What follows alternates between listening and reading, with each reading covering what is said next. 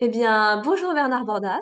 Merci de me recevoir chez toi aujourd'hui pour cette petite interview concernant la santé, l'activité physique, le sport, la vie professionnelle, la vie personnelle et comment on trouve un équilibre avec tout ça. Et je te remercie de partager ton expérience par rapport à tout ça. Est-ce que tu peux nous en dire un petit peu plus comment tu es venu à pratiquer une activité physique? Vraiment l'activité physique, comment tu en es venu à faire du sport au tout début? Alors ça, c'est une grande histoire puisque ça fait plus de 55 ans maintenant que je fais du sport. Alors le truc, il est simple. Je suis quelqu'un qui est né à 7 mois en couveuse, donc asthmatique. Quand je suis né, j'étais tout bleu. J'ai dû être animé plusieurs fois. Donc je suis un survivant de la couveuse, comme on dit. Et j'étais interdit de sport durant toute mon enfance. J'ai réussi, quand j'avais 10 ans, à intégrer un club de gym. Alors on ne voit pas grand-chose à partir de là, à cause de la lumière. Alors, je vais peut-être éteindre mon écran là, éteindre ici là, cette lumière qu'on voit mieux. Voilà. Donc, je suis le petit bonhomme qui est totalement ici. Voilà. Donc là, je suis là. Et bon, j'étais tout maigrichon. Et voilà, on me faisait faire de la gym, mais pas trop. Ensuite, eh bien, on a déménagé de la campagne pour aller dans une cité. Donc là, très vite, j'ai cherché des moyens de défense, on va dire, hein, pour ma famille et pour moi.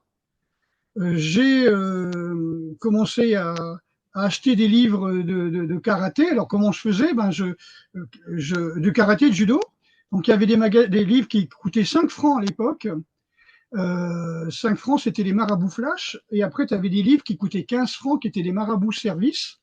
C'est les tout premiers livres qui initient. Et pour ça, j'allais dans les poubelles chercher les bouteilles de vin et les bouteilles de bière et j'allais les consigner à la COP pour avoir des sous. Parce qu'il n'y avait pas d'argent de poche à l'époque, il n'y avait pas de compte, il n'y avait pas tout ce qu'on connaît maintenant. Et puis, j'ai commencé à apprendre comme ça. Donc là, j'avais 12 ans, c'était juste après la gym, hein, donc 11 ans, 12 ans. Et quand j'ai eu 13 ans, j'ai un ami qui m'a fait connaître un club de karaté et je me suis inscrit. Donc, j'ai fait mon cours d'essai à 13 ans et la semaine après, j'avais 14 ans et j'ai intégré ce cours-là. Mais comme je dis, avec une autorisation spéciale, étant donné qu'il fallait avoir 18 ans à l'époque pour faire du karaté. Et à l'époque, c'était uniquement les gens qui revenaient d'Algérie, c'est-à-dire ils attendaient d'avoir fait leur service militaire, etc., etc., etc., pour s'inscrire, pour pas casser l'année d'entraînement. Donc en gros, ils avaient tous 22 à 24 ans. Et moi, j'avais 14 ans, j'étais le plus jeune. Donc j'ai vite compris qu'il fallait plutôt s'entraîner avec les pieds qu'avec les poings, parce qu'on n'avait pas la même longueur de membres. Et j'ai bien compris qu'ils n'auront pas les bras plus grands que mes pieds. Et j'ai travaillé très, très rapidement, très tôt. Après mon tout premier combat, j'ai commencé à travailler avec les pieds. Voilà, donc j'ai commencé, on va dire, à l'âge officiellement de 13 ans, donc le karaté. 14 ans même, ma licence, j'avais 14 ans. Et j'ai été champion de ligue quelques mois après, puisque ça faisait quand même 2 ans que je m'entraînais sur des livres avec des copains, que je faisais de la casse, que je répétais les katas, grâce aux bouquins, tous les bouquins que j'avais pu acheter. Et l'année après, je me suis inscrit à un autre club, Ryosekan Budo, qui s'appelait à l'époque Aikibudo Mochizuki. Donc ça, c'était en 75.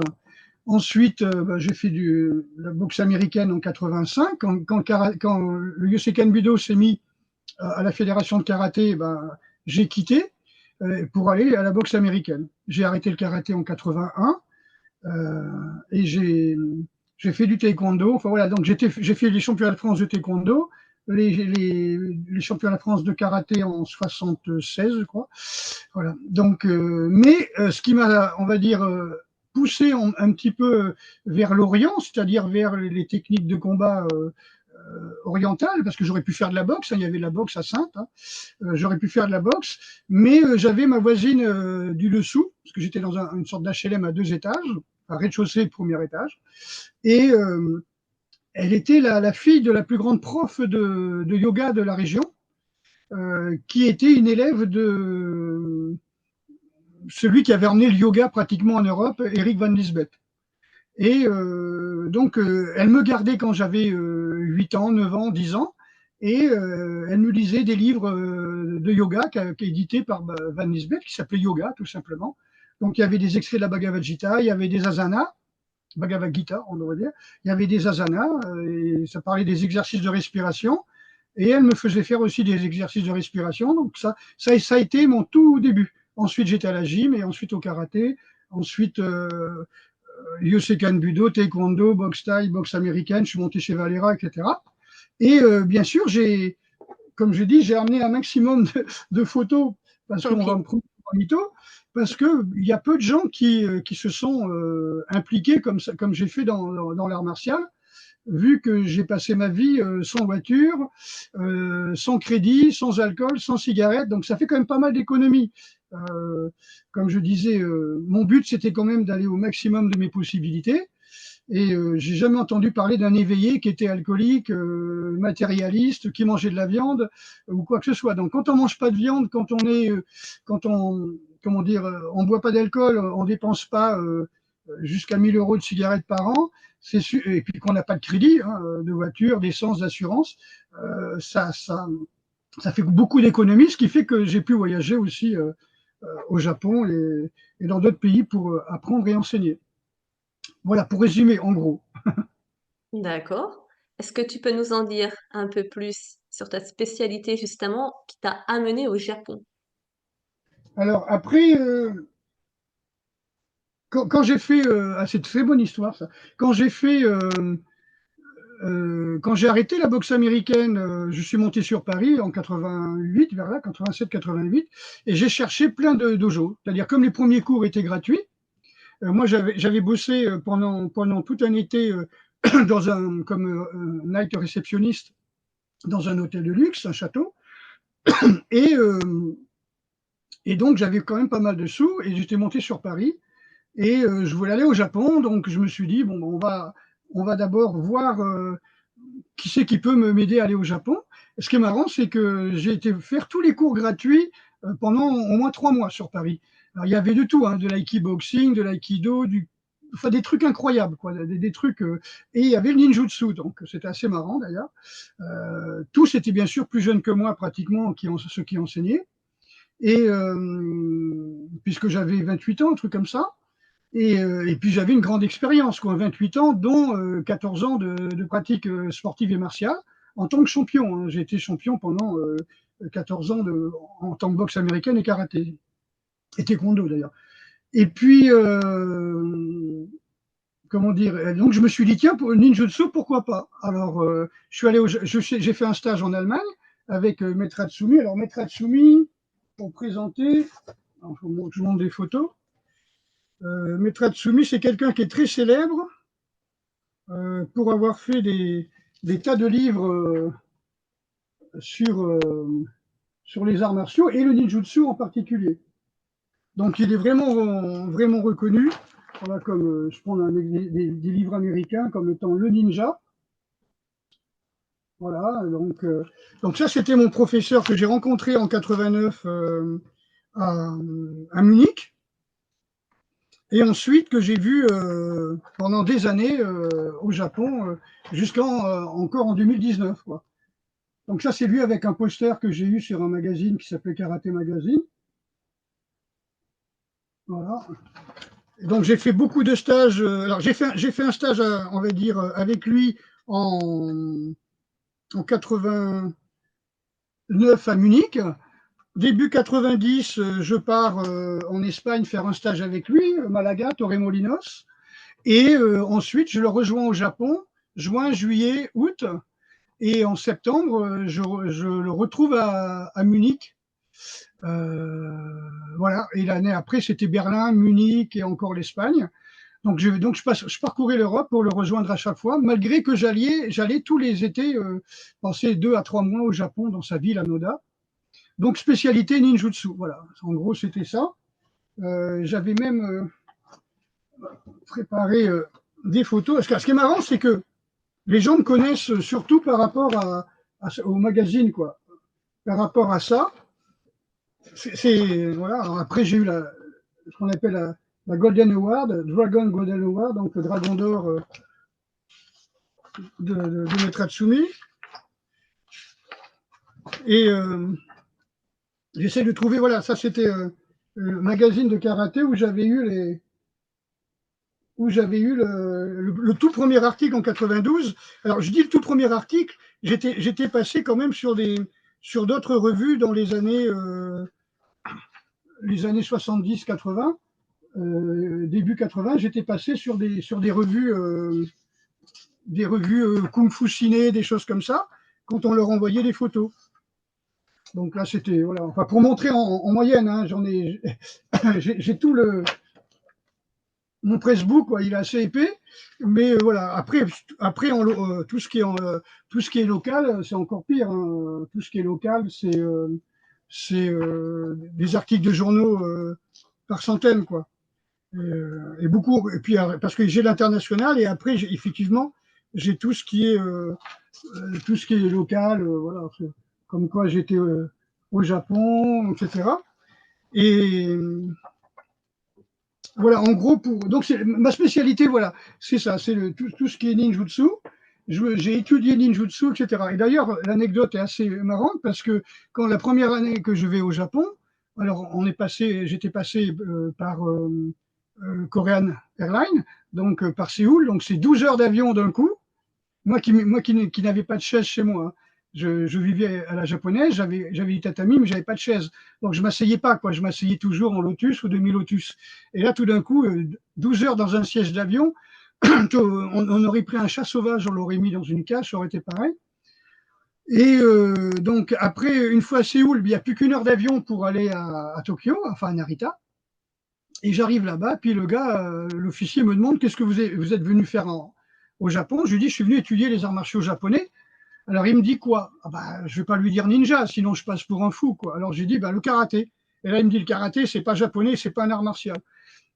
Ça a été un satori total, puisque c'est à partir de là où je me suis mis à étudier l'histoire du Japon. Hein, il y a deux périodes comme ça, il y a cette période-là, et puis quelques années après, on va dire 5 ou 6 ans après, je fais une conférence et un stage pour comment on appelle ça, des gens qui travaillent dans la sécurité à Valence. Donc il y avait la police, il y avait des groupes de sécurité pour le don du sang. C'était pour les dons du sang. Donc au profit du don du sang. Donc je fais le stage et quelqu'un m'emmène chez quelqu'un qui s'appelle, je crois, Gérard Javon, qui est quelqu'un qui avait vécu au Japon. L'organisateur du stage m'emmène là-bas, qui était sur Valence.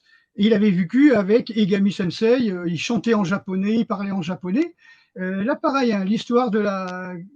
C'est quelqu'un qui a vraiment été qui a vraiment vécu sa passion.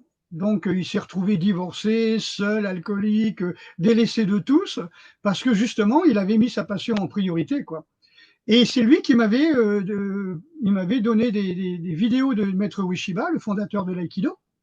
Et sur cette vidéo, il y a quelqu'un c'est le toute dernière interview de Maître Ueshiba en 69 avant de mourir, où son biographe lui demande quel est le conseil que vous pouvez donner aux passionnés d'aïkido. Il dit bah, pour comprendre l'aïkido, il faut comprendre les arts martiaux, et pour comprendre les arts martiaux japonais, il faut comprendre l'histoire du Japon.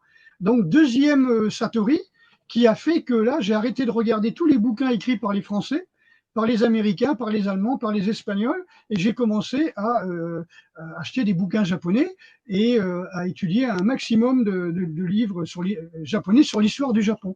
Et c'est complètement différent. Parce que les Occidentaux pensent que les samouraïs connaissaient le Bushido, alors que le Bushido est un livre écrit en 1920, en 1900 pardon, par un Quakers qui vivait aux États-Unis. Le livre était écrit en anglais.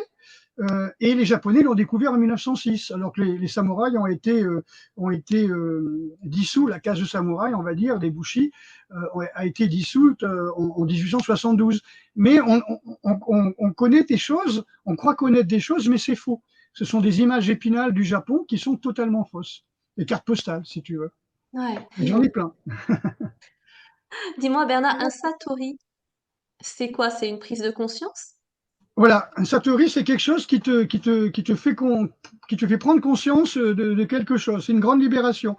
Par exemple, dans le zen, il y a l'histoire d'un, d'un moine qui est assez arrogant et qui dit à son maître bon, ça fait 10 ans qu'on médite ensemble, comme ça, j'ai toujours pas le satori, et tout ça. Moi, je veux apprendre plus. Ce que vous faites, ça me sert à rien. Alors le maître qui est pas bête, il lui dit attends, je vous envoie chez mon maître. Alors le mec il est carré, hein, il dit je vous envoie chez mon maître, vous allez voir. Alors il traverse la montagne, le moine arrogant, il va voir le maître et le maître il lui fait bêcher la terre, il lui fait cultiver les patates douces, il lui fait peler les patates, faire des soupes aux patates douces, il lui fait tirer l'eau du puits, il lui fait cuire le riz par exemple, il lui fait préparer les repas, il lui fait réparer la toiture. Et puis, au bout de 2, 3 ans, le moine, il dit, écoutez, je fais que les travaux ménagers et je médite, c'est tout ce que j'ai, vous m'avez jamais enseigné quoi que ce soit. Il prend un bâton, il lui tape dessus, il dit, de toute façon, avec vous, j'aurai jamais de satori. Et puis, il s'en va.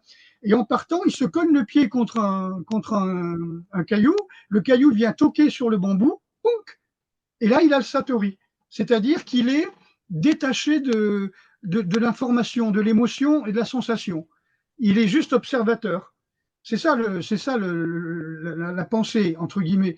Zen, c'est l'observateur, c'est le stoïque. Tu regardes les choses sans émotion, sans jugement. Et là, il comprend qu'il a le satori.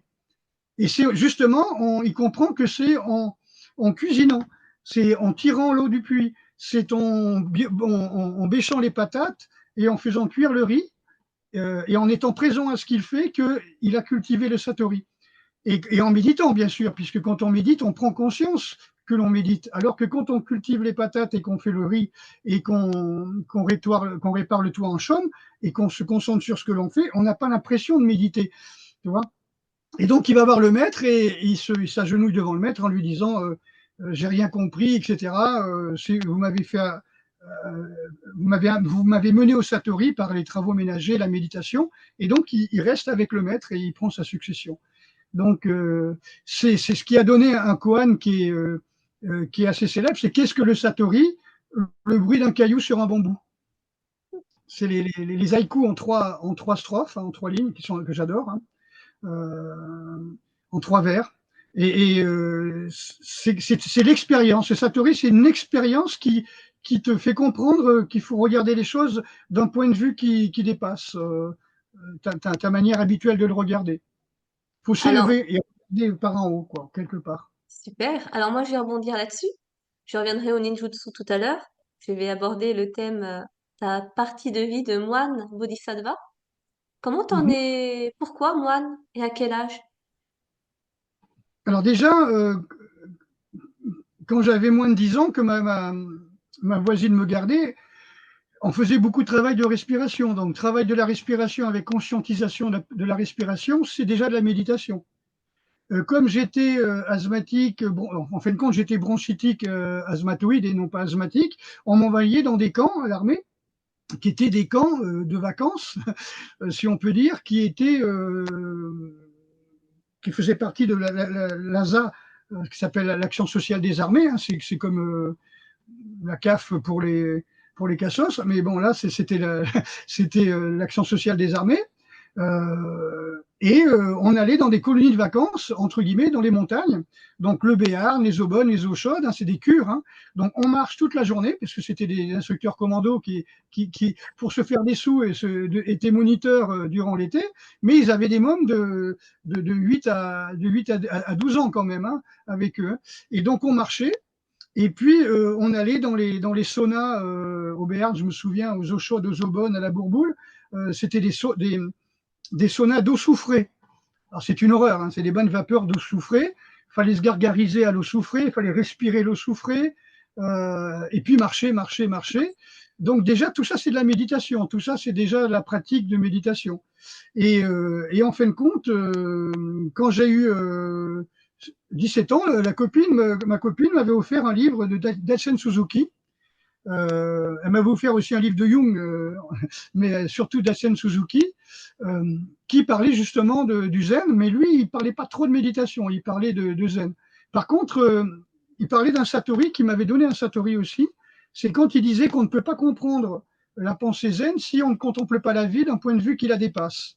Et là, tout d'un coup, je me suis arrêté, comme ça, j'étais figé, et j'avais l'impression de partir à 100 mètres de haut et de voir, tu sais, par au-dessus, de contempler la vie d'un point de vue qui la dépasse. C'est-à-dire vraiment, j'étais jeune, j'avais 17 ans, j'étais à Royan en internat, je me souviens, et j'ai eu ce Satori-là. Le bouquin, il est resté dans mes mains comme ça pendant au moins 10 minutes.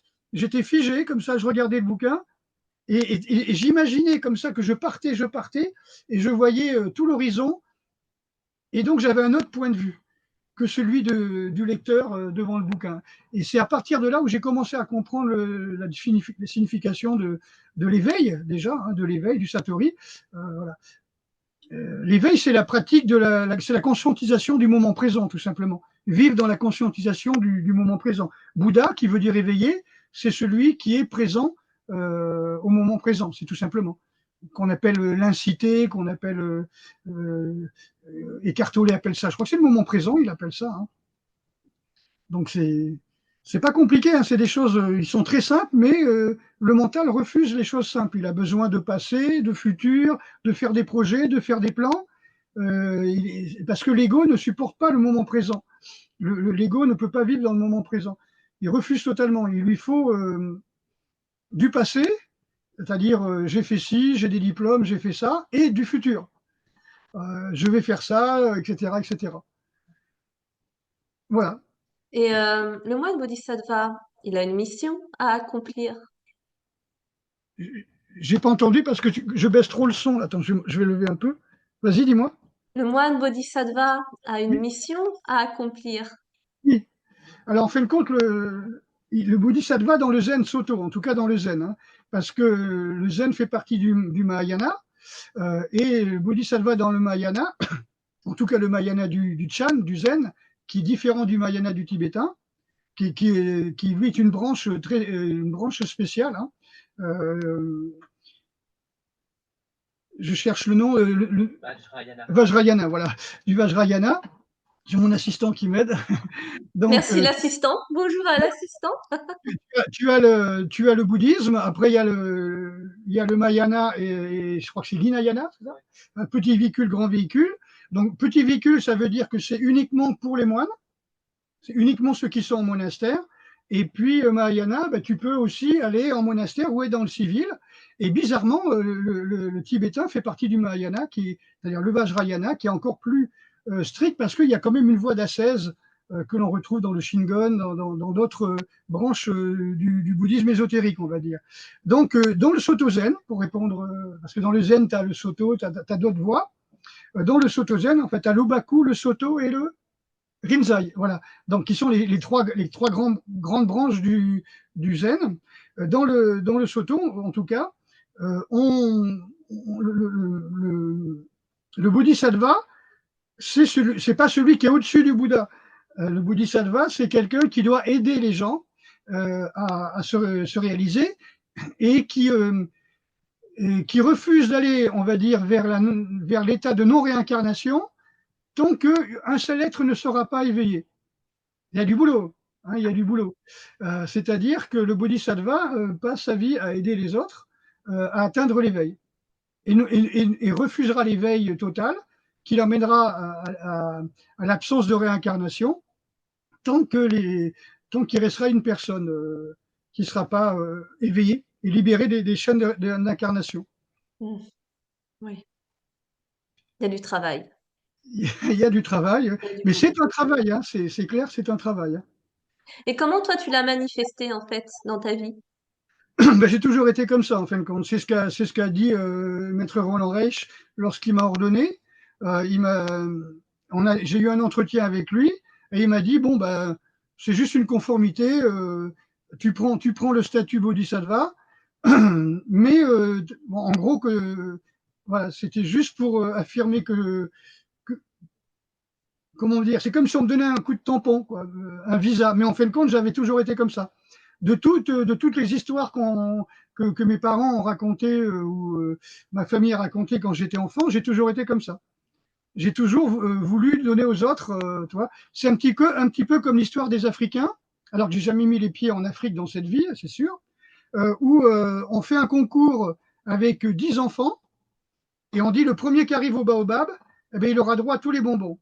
Et donc tous les enfants courent, le plus rapide, il arrive au baobab et il donne les bonbons à tout le monde et à tous les autres. Et l'organisateur, qui est un occidental, lui dit, mais pourquoi tu donnes les bonbons aux autres? Puisque c'est toi le plus rapide. Il dit, mais je ne vais pas manger les bonbons tout seul, ça n'a pas de sens. Il n'existe que de bonheur, il ne peut pas exister de bonheur non partagé. Sinon, c'est de la masturbation, quoi. Tu vois, et ça, en Afrique, je sais que c'est très fort. Moi, j'ai dit, je ne veux pas aller en Afrique parce que si j'y vais, je ne reviens pas. Je reste là-bas. Et c'est vrai que j'ai des copains qui sont allés au Sénégal et tout ça, ils expliquaient que ben, quand un enfant il a un jouet à Noël, et ben, le jouet il appartient à tout le monde.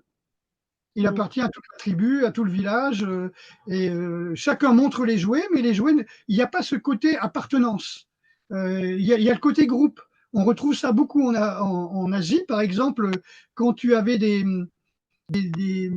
des ONG qui sauvent des Africains, des enfants africains ou des enfants asiatiques et qui les mettent dans un hôtel, ils ouvrent les portes, ils disent ah, ils sont tous partis. En fin de compte, non, ils sont tous dans une seule chambre. Ils se sont tous mis à dormir à 3 par lit dans une seule chambre. Parce que l'individualisme n'existe pas. C'est Mm. encore le clan. Et intérieurement, si tu veux, instinctivement, il y a toujours un chef de clan. Ouais. Les cérémonies de circoncision où les gamins sautaient par-dessus des feux en musique, montraient leur force pour qu'on désigne le chef de clan, le major de promotion, si tu veux, avant qu'on leur coupe le bout du zizi.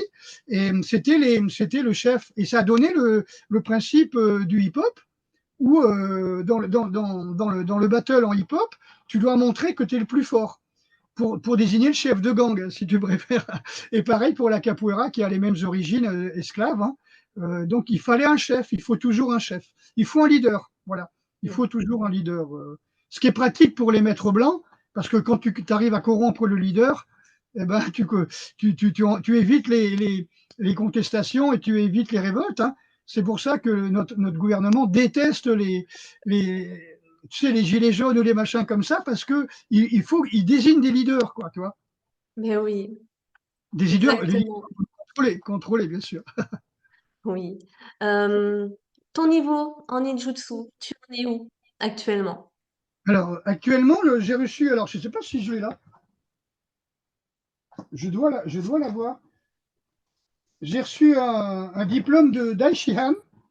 Alors, Daishihan, ce sont les anciens titres.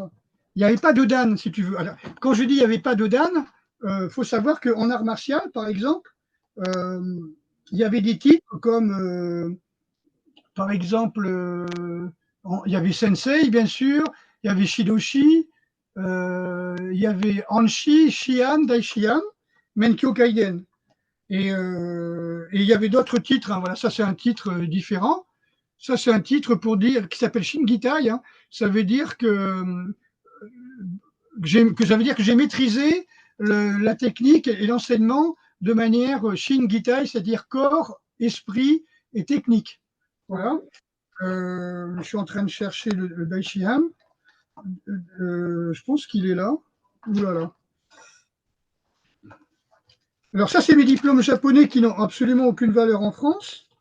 Je ne sais pas si j'ai mis le Daishihan. Normalement, je dois l'avoir mis. Autrement, bah, comme je disais, hein, j'ai le brevet d'état de lutte, hein, puisque officiellement, je suis prof de lutte. Pour ceux qui s'intéressent, j'ai aussi mon diplôme parachutiste. J'étais caporal-chef à l'armée. J'ai aussi une licence TAPS. Ça, Décale un peu, voilà. oui, c'est important les licences.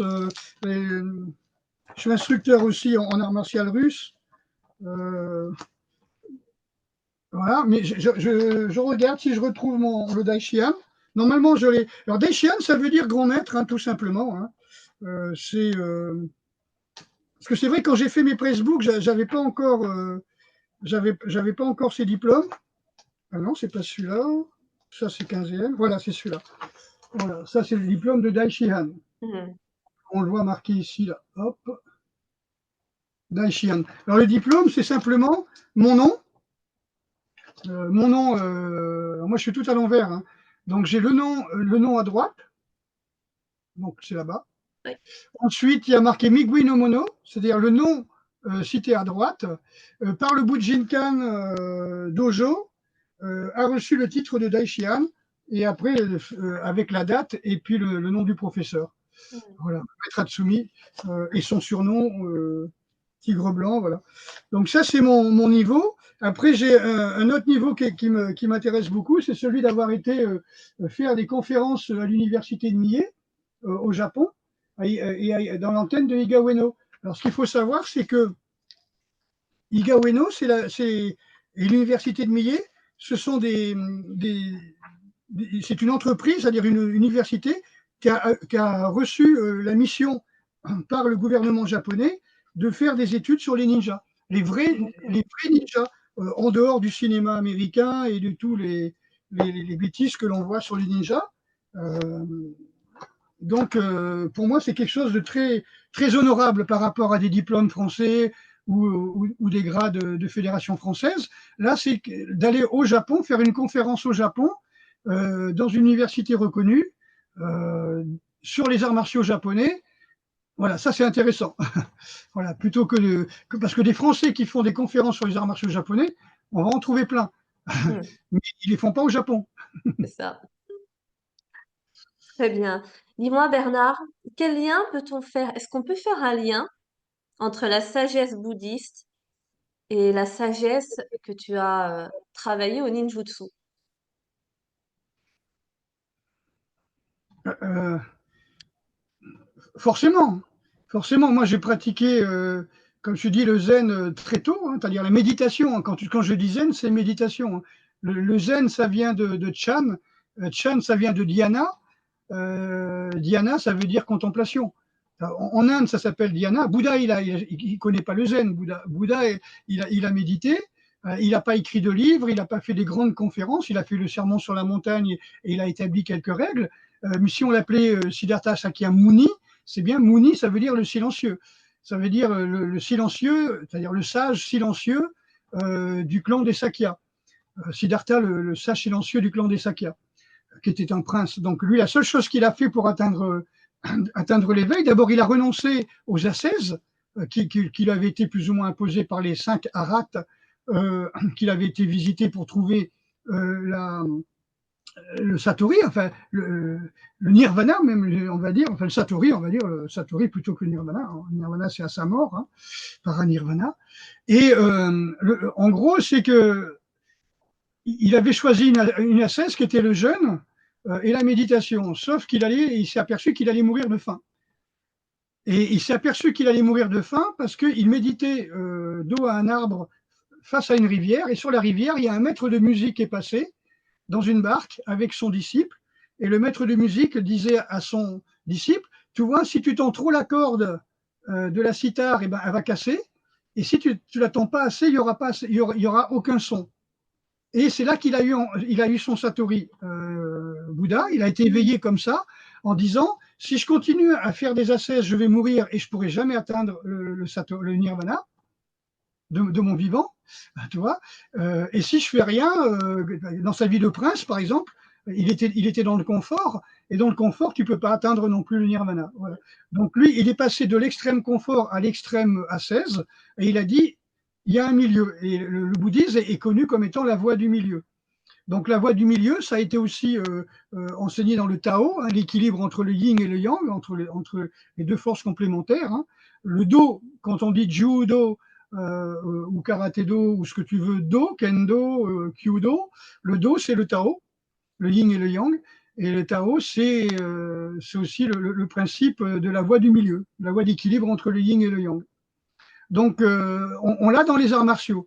On l'a dans les arts martiaux. Maintenant, le ninjutsu par lui-même, en tant que pratique d'espionnage, etc., évidemment, les ninjas, chaque groupe de ninjas a ses religions et sa superstition locale. Mais en général, dans les pratiques que j'ai pratiquées dans l'enseignement des techniques de combat du ninjutsu, hein, et on ne parle pas du ninjutsu en tant qu'espionnage, survie, etc., dans les techniques de combat, on a plusieurs écoles qui sont chinoises, comme le Gyokuryu et le Kotoryu. Et donc, on est dans le yin et le yang, et on est dans le principe de l'équilibre qu'on peut appeler la sagesse bouddhisme. D'ailleurs, quand on parle, il y a peu de gens qui le savent, hein, je crois que très peu de gens le savent, parce qu'ils ont commencé la pratique avec Maître Hatsumi après les années 96-97, c'est que dans l'école Koto-ryu, sur les anciens diplômes, il écrivait Koto-ryu, tigre et dragon. Ko, le tigre, To, qui veut dire et en japonais, Ryu, qui veut dire dragon. Tigre et dragon, ça veut dire yin et yang. Tu vois, le style yin et yang, c'est super. Et en fin de compte, si tu entends le mot Kotoryu en japonais, tu peux dire Ryu, l'école, qui projette, To, le tigre. Tu vois, alors que pas du tout. C'est-à-dire qu'un mot japonais comme Ko peut avoir 7 ou 8 significations. Simplement le son Ko. Le mot Ken, par exemple, a à peu près 20 significations différentes. Il a 20 écritures différentes. Et chaque écriture peut se lire de deux ou trois façons différentes. D'accord. Do, qui peut se lire Michi, par exemple. Tu vois. Passionnant. Ben, c'est comme nous, on te montre une route et on va te dire ça peut être une route, ça peut être une sente, un sentier, un chemin, une voie. Ça perturbe un peu les étrangers, mais au Japon, c'est des pictogrammes ou des idéogrammes. Et là, c'est Do, c'est vraiment l'idéogramme Do, c'est le lettré, donc la personne savante qui chemine, celui qui est sur le chemin. Euh, voilà, c'est ça qui est intéressant. Et c'est la voie du milieu. Il doit rester au milieu. Il ne doit pas aller dans les extrêmes. Donc c'est ça la sagesse du bouddhisme, c'est de ne pas être dans les extrêmes. Et dans l'art martial, je me souviens, il y a un très vieux style de karaté d'Okinawa qui s'appelle Goju-ryu. Go-jiu, Go c'est la force, Jiu c'est la non-résistance. On dit souplesse, mais c'est non-résistance. Donc c'est la même chose. Go-ju-ryu, ça veut dire le style de la force et de la non-résistance. C'est-à-dire quand il faut être fort, il faut résister, et quand il faut être souple, et adapté, fluide et non résistant, eh ben on est non résistant. Il ne suffit pas d'être fort, il ne suffit pas d'être souple, il ne suffit pas d'être fluide, il ne suffit pas d'être un roc. Voilà, il faut être comme l'eau, comme disait Bruce Lee, il faut être comme l'eau, il faut s'adapter au récipient. D'où le fait de ne pas avoir un mental gelé, parce que quand ton mental il est gelé, tu resteras toujours sous la forme de la glace, ni sous la forme de la vapeur, ni sous la forme de l'eau. La vapeur, c'est de l'eau invisible. Ça, c'est encore une technique de combat, ça. Oui. Plus yin que l'eau, c'est la vapeur. Ouais. Qu'est-ce que t'ont apporté toutes ces pratiques, toutes confondues, par rapport à ta santé physique, mentale et sur tes choix de vie? Alors, choix de vie, je suis initié donc par des profs de yoga quand je suis enfant. On m'apprend à respirer aussi, puisque c'était dans les années 60, début 70, dans les colonies de vacances, entre guillemets, bien sûr, les sanatoriums, enfin, sanatories, on devrait dire, je crois, sanatorium du sanatori. Euh, où l'on apprend à respirer par des profs de yoga. Il y avait des profs de yoga aussi à l'armée, dans les sanatoriums. C'était tenu par des bonnes sœurs, et il y avait quand même des profs de yoga. Tu t'imagines que même les bonnes sœurs, elles faisaient du yoga à l'époque, hein, Oui. ce qui était difficile à l'époque. Il fallait vraiment être open. Hein. Voilà, donc déjà, ça, c'est très important. Ça m'a appris à respirer. Ça m'a appris à être conscient du moment présent. Mais quand tu es conscient du moment présent, et que forcément l'ego n'a plus sa place, automatiquement tu abandonnes l'alcool, la viande, par exemple. Bon, abandonner l'alcool à 10 ans, il n'y a pas de problème. Mais j'ai arrêté de manger de la viande dès que j'ai pu taper du poing sur la table à 13 ans. Donc j'ai commencé à arrêter de manger de la viande. Donc je n'ai pas mangé de viande depuis 1971 à peu près. Quoi. Et je m'en porte pas plus mal. Donc les gens ils me disent, par exemple, j'ai rencontré des personnes il n'y a pas longtemps. Et la personne, je lui donnais 45 ans, elle en avait 28. Et elle, elle m'en donnait 45 et j'en ai 66. Quoi. J'aurai 67 ans dans quelques mois. Tu vois, et ça veut dire que l'alcool et la clope lui avaient donné 20 ans d'acidité, de déminéralisation, comment on peut dire, oui, déminéralisation, hein, tout simplement, acidification déshydratation de son visage, hein, et lui me donnait 20 ans de moins, 25 ans de moins même. Voilà. Tout simplement, il y a une hygiène de vie dans les arts martiaux. Les arts martiaux, tu luttes pour te protéger, protéger les autres. Alors pour protéger les autres, il faut que tu sois vivant et fort. C'est le principe, être fort pour être utile. Donc tu ne peux pas dire je vais protéger les autres, mais je ne peux pas me défendre moi-même. Donc il faut que tu sois sain, que tu sois fort et que tu sois, on peut dire, à l'écoute, altruiste, etc. Et ça passe forcément par le végétarisme. C'est Koichi Tohei, donc un disciple de Naoki Sakurazawa, qui disait on devient végétarien comme lorsque l'on a des cailloux dans les mains, on les serre, et tout d'un coup on voit des diamants, on va prendre les diamants, et un mois après on va les cailloux, il dit j'en sais rien, tu vois, ça se fait automatiquement. Quand tu trouves quelque chose de mieux, quand tu trouves quelque chose qui va t'emmener plus haut, bah, tu lâches du lest, tu lâches de la matière. J'ai du mal à croire qu'on puisse vraiment avoir le satori, avoir le nirvana en mangeant la souffrance des animaux. Lui, Koshito, il dit que c'est naturel, ça se fait automatiquement. Je pense que même pour être sûr d'être dans l'éveil, il faut carrément se passer de toute matière et devenir respirianis, quoi, carrément. Ce serait le top du top, ça. Mais déjà, quand on fait des jeûnes de plusieurs jours, déjà on approche ce côté de la non-peur, hein. Le zen, c'est aussi la pratique de la non-peur. Quand tu es dans l'ici et maintenant, tu ne peux pas avoir peur. Tu as peur que quand tu te projettes. Par exemple, quand je faisais du combat, j'avais peur avant de rentrer sur le ring, hein. Enfin, j'ai pas le temps d'avoir peur puisque je faisais du sac de frappe toute la journée. On a peur après, quand on regarde les photos, il n'y avait pas tous les films qu'on a maintenant, mais quand on regarde les photos du match et qu'on entend les gens parler du match, tu dis ah bon, j'ai fait ça moi.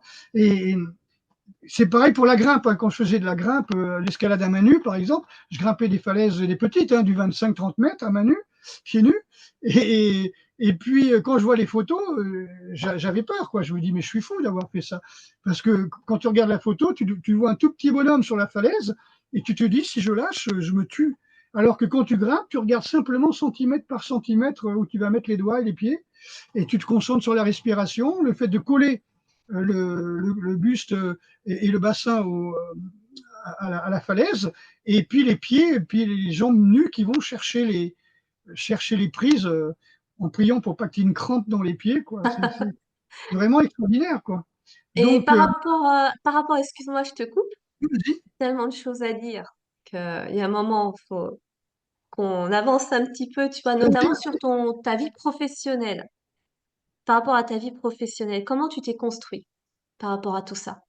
Par rapport Alors, à il y a ton une travail et par rapport à ce qui a évolué ensuite par rapport à toute cette pratique, en fait. À quoi ça t'a amené et quel a été ton cheminement, en fait, professionnel? Alors d'abord, j'ai travaillé comme intérim. Moi, au départ, je suis à la fois, enfin, j'ai un BEP de métallier soudeur, donc charpente métallique, forge, tôlier, on appelle ça tôlier, c'est-à-dire on fabrique des choses en tôle, hein. J'ai fait ce métier d'ailleurs. Et après, j'ai passé un BEP, un CFP de plombier chauffagiste, et plus tard un autre CFP de commercial. Et en fin de compte, je faisais ça pour vivre. J'étais intérim, j'ai fait du déménagement, voilà, j'ai fait 20 ans les vendanges, j'ai fait beaucoup de boulot durant l'été, hein. J'ai commencé les vendanges à 5 ans. Donc j'ai des photos de moi en vendange avec mon petit panier devant le tracteur, j'ai 5 ans, avec mon petit chapeau et mon petit bob de l'époque, hein. Et puis, donc là, je travaillais et j'avais ma passion à côté. Et par exemple, en 88, je crois, j'étais dans un hôtel Royan, dans un château, ils appellent ça des relais-châteaux, à côté de Royan, et je rencontre une personne qui venait, qui était qui était pas snob comme les autres qui venaient, quoi. Parce que c'était 4 fois le prix d'une chambre normale d'hôtel, hein, déjà, le relais château. Donc le gars il vient, mais très simple, habillé simplement, puis il discute comme ça avec moi le soir et tout ça. Et puis je me dis, le gars il est vraiment proche du peuple. En fin de compte, c'était un chômeur qui avait fait un concours de dessin pour la broche d'un bijoutier très célèbre, Cartier, je crois que c'est Cartier. Donc il avait fait une broche, il avait remporté le concours, donc il a eu beaucoup d'argent. Et ensuite, il est devenu célèbre et tout le monde se battait pour avoir celui qui avait la broche qui avait remporté le concours de Cartier. Et c'est lui qui m'a parlé du Japon, qui m'a expliqué, bah, tu vois, tu arrives à Tokyo, alors c'est marqué en anglais, puis après, tu as plein de trucs dans les gares où tu peux acheter des tickets, mais c'est pas marqué en anglais du tout. Et il me disait, ça, c'est pour les Japonais qui veulent pas voir les étrangers dans leur quartier.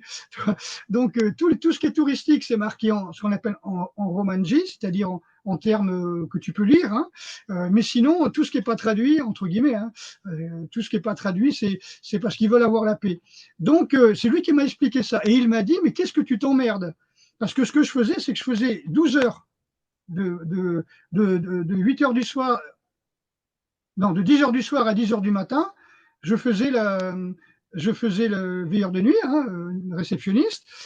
Ensuite, je rentrais, je dormais 4 heures, je donnais des cours de muscu et d'arts martiaux à Royan. Et après, j'allais sur la plage, etc., etc. Et après, j'allais embaucher. Et tu t'imagines qu'au bout de 2 mois et demi, en dormant 4 heures, il y a un moment qui va pas dormir 4 heures entre midi, j'en mets de midi à 16 heures. Donc, imagine, tout le reste, c'était de l'entraînement et des cours. Il m'a dit, mais qu'est-ce que tu t'emmerdes à te rendre malade? Il faut que tu mettes tout dans ton rêve. Et c'est là où je me suis dit, bah, il a raison.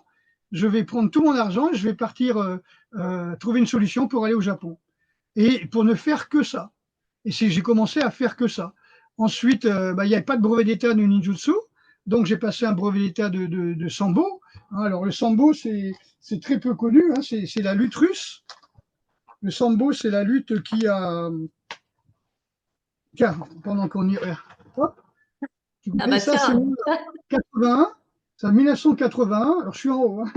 1981, quand je faisais du karaté. Et là, c'est quand je faisais la boxe américaine. Hein. Donc, avec quelqu'un qui est devenu journaliste d'ailleurs pour les magazines de karaté. Euh, donc, le sambo, c'est l'abréviation de Samojashita Bezolugia, qui veut dire lutte. Tu vois, le sambo, c'est les projections, c'est les clés. On va dire, c'est ce qu'on appelle le judo russe, mais c'est plutôt un mélange de c'est plutôt un mélange comment on peut dire, de lutte et de judo. Et bien sûr, on a été plusieurs fois champion de France. Voilà, donc c'est des articles de journaux qui étaient là. Voilà, je les montre juste pour montrer que j'invente rien. Et donc pour moi, pour moi, ça a été le plus important, ça. Euh, donc, euh, donc j'ai passé un brevet de sambo, ce qui m'a donné la possibilité de pouvoir vivre en donnant des cours. Voilà. Mais ça ne s'est pas arrêté là, puisqu'après le sambo, j'ai fait la capoeira très tôt, hein, donc ça fait plus de 20 ans, 25 ans maintenant. Et donc j'ai fait beaucoup de démonstrations de capoeira. Donc là, ça c'est mes cours de capoeira, on les trouve là. Par contre, j'ai pas beaucoup de photos de moi où je fais des acrobaties capoeira ici. Mais voilà, donc on a fait tout un système de, pour moi, ce qui m'intéressait, c'était les cultures, c'était l'apport de chaque culture dans ce que je faisais. Quand je faisais la capoeira, il y avait tout l'apport on va dire, de la philosophie, de l'énergie qu'il y avait dans la capoeira avec toute la mystique sud-américaine, on va dire, bien que ça vienne d'Afrique. Et ensuite, ben pour la lutte russe, eh ben ça a été surtout le côté sportif, contrôle, toute la législation française pour passer des brevets d'État. Et, euh, et ensuite, ben, après, une fois qu'on a les brevets, on choisit si on veut continuer à évoluer ou pas. Hein. Moi, j'avais mon brevet d'état de sambo. Ça ne m'a pas empêché de passer un diplôme de préparateur physique et évaluateur à l'université de Poitiers, de faire de la micronutrition, du sport, et puis de passer une licence TAPS par la suite. Le but, c'est de ne pas s'arrêter d'évoluer. Tu vois, c'est un petit peu comme les mots fléchés.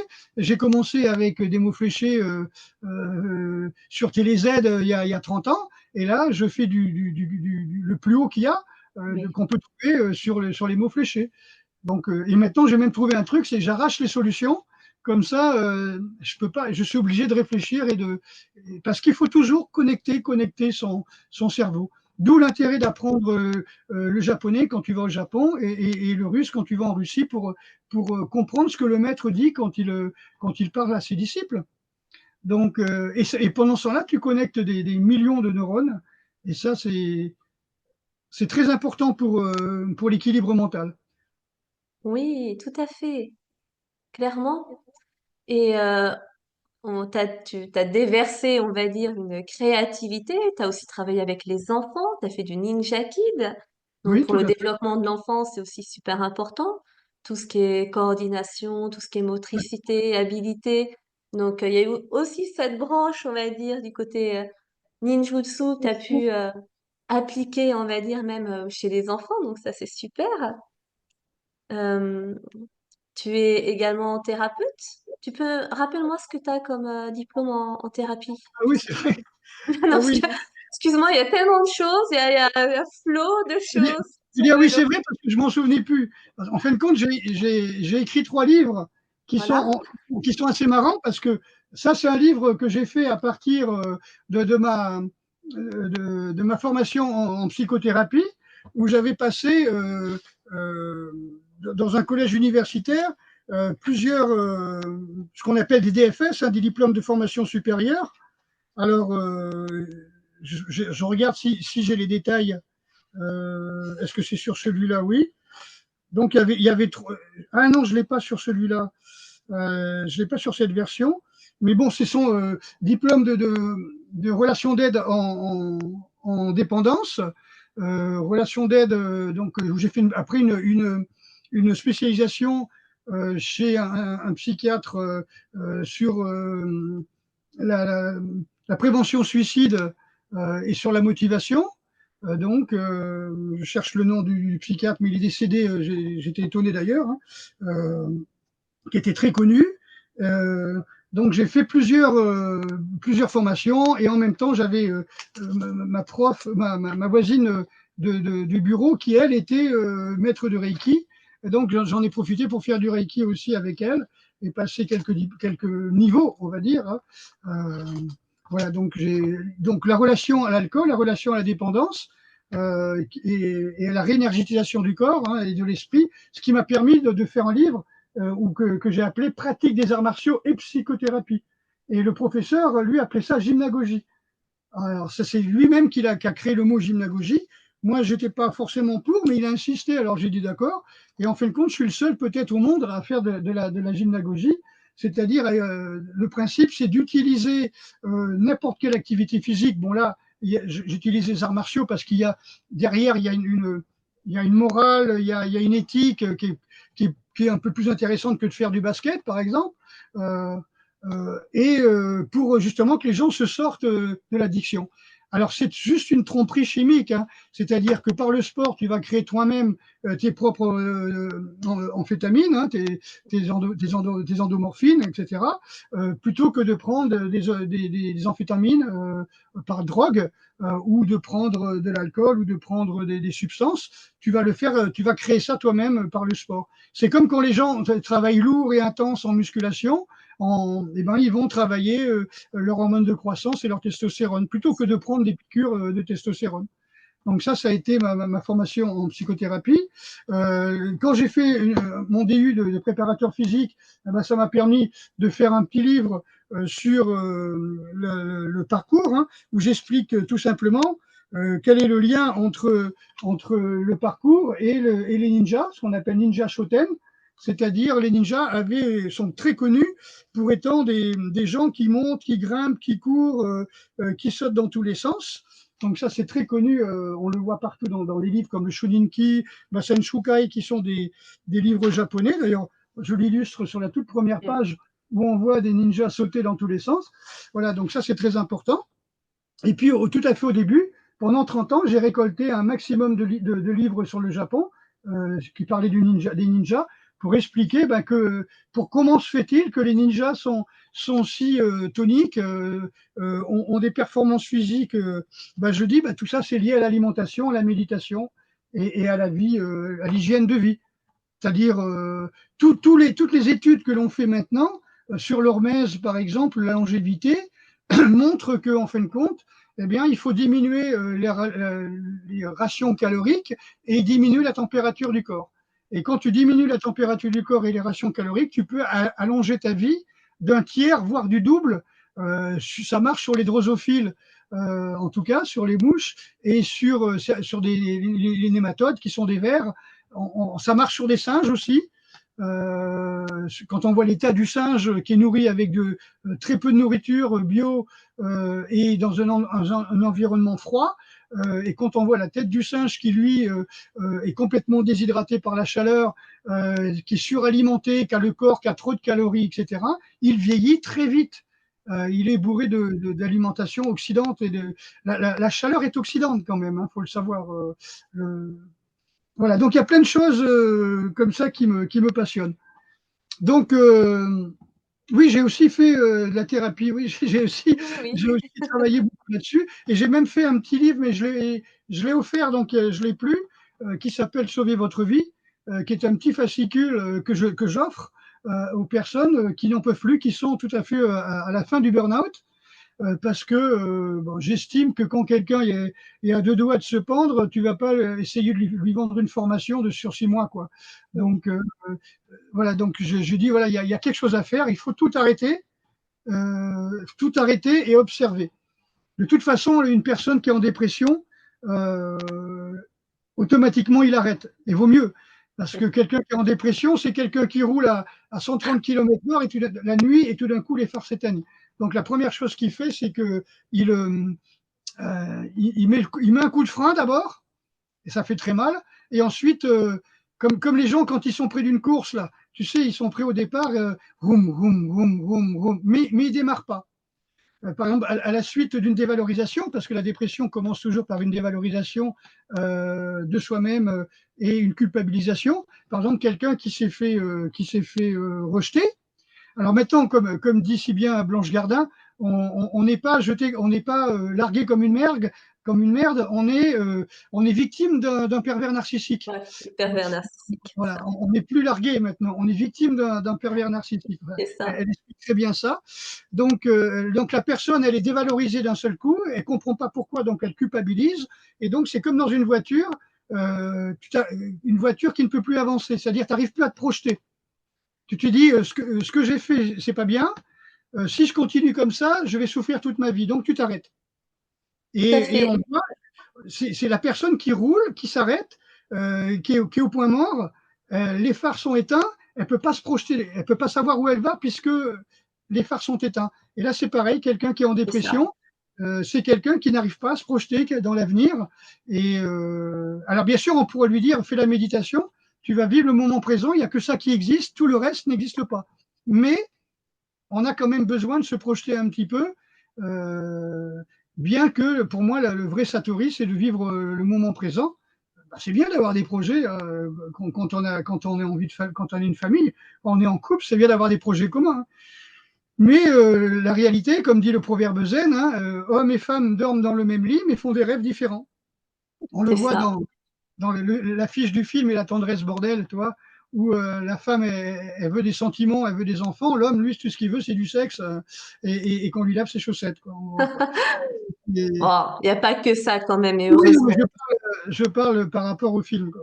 Mais tu vois, ce qui est bien, Bernard, c'est que dans ta vie, tu as des thèmes qui peuvent même être approfondis encore, tu vois, si on veut faire des vidéos, tu vois, plus des thématiques plus approfondies, ça peut être encore super intéressant parce qu'il y a tellement de choses à dire, à échanger, à partager, tu vois, que peut-être que ça fera la suite, tu vois, de peut-être quelques vidéos, mais vraiment, tu vois, bien ciblées sur des sujets où on peut approfondir, tu vois, les champs d'application et la pédagogie, tu vois.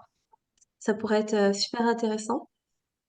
Et j'en viens parce qu'il y a tellement de choses aussi sur lesquelles on peut rebondir sur l'hygiénisme, grand pratiquant d'hygiénisme, oui, c'est ça, l'hygiénisme, entre les jeunes, entre être végétarien, les bains froids, les lavements, les purges, la respiration.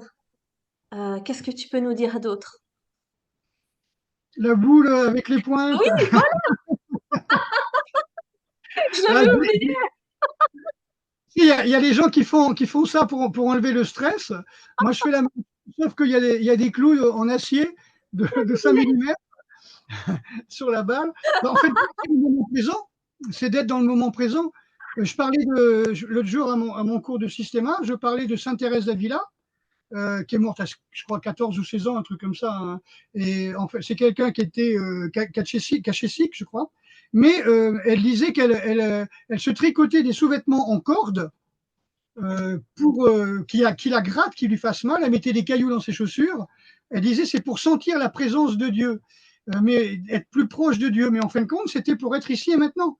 C'est toujours pour être ici et maintenant. Comme je dis, il y a des gens le matin, ils se lèvent, ils vont prendre un grand bain chaud avec un verre de whisky ou de vin blanc, et puis prendre 2-3 doliprane ou de l'aspirine. Et puis, parce que, tu vois, la vie, ça fait mal, alors ils veulent s'anesthésier. Sauf que ce que l'on sait maintenant, c'est que si tu t'anesthésies, eh ben, ton système immunitaire aussi.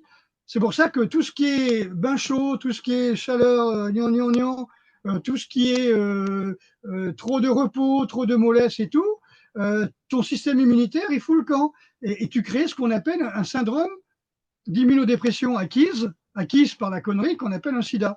Tu vois, c'est-à-dire, tu arrives à chuter le système immunitaire parce que tu cherches à t'anesthésier de la vie. Après, avec un gouvernement qui te dit tout le temps, il y a des morts, il y a des morts, il y a des morts, il y a des morts, ça, on te le disait quand il n'y en avait pas, quand c'était faux. Maintenant, il y en a vraiment. On ne nous le dit pas. Tu vois, mais tu vois un petit peu l'inversion du truc, mais on a compris le principe d'inversion, c'est Ça, extraordinaire. faut réarmer la France en faisant des Oui, oui. enfants. Ça, on a Non, mais compris aussi, c'est bon. il faut réarmer la France, mais il faut arrêter de stériliser les Français. Tu vois, c'est ça aussi tous les phtalates, tu vois, tout ce qu'il y a dans les biberons, le plastoc et tout ça. Euh, on te dit par exemple, il n'y a plus je sais plus ce qu'il y avait dans les biberons du bisphénol, mais tu vas prendre n'importe quel gamin, tu vas avoir du bisphénol dans ses cheveux, quoi, toi, Eh alors oui. que c'est interdit depuis des années. Il y a du DDT, il y a plein de choses comme ça qui sont interdites depuis 40 ans, mais les gamins, ils ont encore ça dans leurs cheveux. Pourquoi? Parce qu'on les a interdits à 40 ans, mais le temps que ça descende dans les sols pour aller jusqu'à la nappe phréatique, eh ben, tu l'as dans l'eau de boisson. L'eau du Et, robinet, est-ce que l'eau du robinet est une eau de boisson? C'est autre chose. oui. Et quel effet ça a eu sur ta santé physique, sur ta santé mentale, sur l'harmonie des deux, ces techniques hygiénistes? Alors, moi, je ne peux pas me comparer à moi, tu comprends? Oui, Le truc, c'est que je ne peux pas me comparer à moi. Si je compare par exemple, sans vraiment le citer, mais si je compare à quelques personnes qui sont autour de moi, donc qui avaient le même âge quand ils ont fait de la gym, j'en ai rencontré il y a quelques années, comme on dit, sucrer les fraises, quoi. Tu vois, le gars, il sait pas où il était, il tremblait de partout. Son frère, qui a 5-6 ans de moins que moi, n'avait plus de cheveux. Tu vois, moi, j'ai toujours mes cheveux bruns. mm, Et je suis dans ma 67e année. oui, Je soulève encore des poids à la muscu 3 à 4 fois par semaine. je Je sais suis pas, témoin. Je ça, suis il n'y a pas témoin. de problème. Et puis, beaucoup de gens que je connais sont morts de cancer, par exemple, à mon âge. Je regardais par exemple Linus Pauling. Et Linus Pauling, c'est celui qui a vraiment parlé de la vitamine C, l'acide ascorbique. Au départ, il disait qu'il fallait prendre 1 gramme d'acide ascorbique. Et à la fin de sa vie, il est mort à 93 ans quand même, hein. Il disait on pouvait prendre jusqu'à 20 grammes par jour de vitamine C. On met 20 grammes dans une bouteille d'1,5 litre et puis on boit ça un petit peu. Ce que j'ai fait quand j'ai fait mon premier stage de systéma en Vendée, où pendant 7 jours de jeûne, j'ai bu que de l'eau, quoi, que de l'eau et de la vitamine C comme expérience, et avec 20 grammes à 40 grammes de vitamine C par jour. Donc, ça prouve que c'est possible. Linus Pauling disait que grâce à son hygiène de vie, plusieurs spécialistes avaient dit qu'il avait un cancer de la prostate, mais à 93 ans, alors que c'est un cancer qu'on a normalement à 70 ans. Donc, il a dit, j'ai vécu 25 ans de plus grâce à la vitamine C. Donc, l'hygiène de vie, la méditation, les purges, les jeûnes, le froid, le fait de dormir sur quelque chose de dur et l'entraînement quotidien, Est-ce que ça m'a apporté quelque chose? Sûrement, mais en tout cas, ceux qui ne le font pas, ça leur a pas apporté quelque chose, puisque Oui, une bonne partie de ceux que je connais sont morts, quoi. oui, J'ai plus de copains, si tu veux, au cimetière que sous la terre, que de copains vivants. Les seuls copains vivants que je rencontre, c'est des types qui ont partagé l'entraînement avec moi. ouais. Par exemple, un jour, je vais en ville et je vois là, devant Feu Vert, là, tu sais, pas très loin de chez moi, un type qui a les cheveux blancs qui saute par-dessus le muret. Ah, je dis putain, mais il a la patate, le papy. Et en fin de compte, c'était mon partenaire d'entraînement, ancien parachutiste que j'avais rencontré à l'armée et qui était venu s'entraîner après l'armée avec moi, qui avait fait du karaté, qui avait fait de la boxe avec moi, et qui faisait du jeûne, qui faisait Shangprak Chalana, Hmm. c'est-à-dire qui faisait des purges, etc., beaucoup de yoga, beaucoup. Et c'est le seul qui est à la retraite, que je connais, qui a la super patate, et puis tu vois, parce que ce sont des gens qui ont cette hygiène, ce végétarisme, ils ne boivent pas d'alcool, ils ne fument pas. Euh, Moi, quand je vois les gens qui me disent, mais comment tu fais, je lui dis, c'est pas ce que je fais qui est important, c'est ce que je fais pas aussi. Ah oui, Parce exact. que les gens qui me disent, moi je prends de la vitamine C, oui, mais tu manges pas bio, tu bouffes de la bidoche, tu bois et tu fumes. Ça, c'est hyper oxydant, quoi. Je veux dire, c'est pas parce qu'ils vont prendre de la vitamine C. En gros, ils font un pas en avant, quatre pas en arrière, donc ils vont pas beaucoup avancer. Ah oui. Qu'est-ce que tu conseillerais aux gens, Bernard, aux gens surmenés, qui sont à la limite, D'arrêter, ben, déjà de m'écrire pour que je renvoie mon petit fascicule Sauver votre vie, ben, mhm. de s'arrêter. Parce que tu vois, c'est un petit peu comme tout, hein.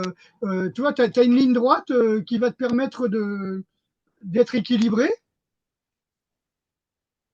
Et puis au bout d'un moment, ben, t'es un petit peu parti sur le côté, quoi, tu vois. Et puis au bout d'un moment, tu es tellement loin que tu pètes les plombs. Donc il faut simplement arrêter et revenir naturellement. Si Mm. tu arrêtes, tu vas revenir.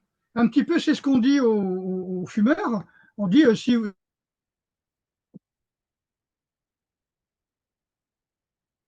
vous arrêtez, euh, si vous arrêtez de fumer, on dit aux gens, vous allez simplement, vous allez ressentir, vous allez Ouais. avoir le goût, comme si vous n'aviez pas fumé. Après, il y a beaucoup de femmes qui fument pour pas grossir. En fin de compte, c'est pas qu'elles grossissent pas, c'est qu'elles n'assimilent pas ce qu'elles mangent. Elles s'empoisonnent. Donc le corps, il passe son temps à essayer de lutter contre les poisons de la cigarette, du stress, du cortisol, donc généré la nicotine. Et donc, l'organisme n'a plus le temps d'assimiler les nourritures. Et donc, quand elles arrêtent de fumer, elles vont prendre 3 kilos, par exemple, qui est le poids qu'elles auraient dû faire si elles s'étaient pas empoisonnées constamment. Ah Pareil oui. pour les alcooliques, etc. En sachant que l'alcool, tu en meurs. Hein. Il y a 50 000 personnes qui meurent de l'alcool par an en France et 78 000 par an qui meurent par le tabac, quoi. C'est énorme, hein. C'est presque Ah oui. 200 par jour. Hein. 220 par jour, je crois, un truc comme ça. Eh ben.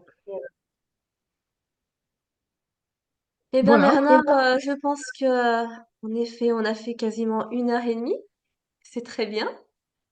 Je suis Donc contente. je vais juste résumer ce que je te disais, c'est que tu me demandais qu'est-ce que je conseille aux gens, c'est arrêter, parce que ce que vous faites vous mène là où vous êtes.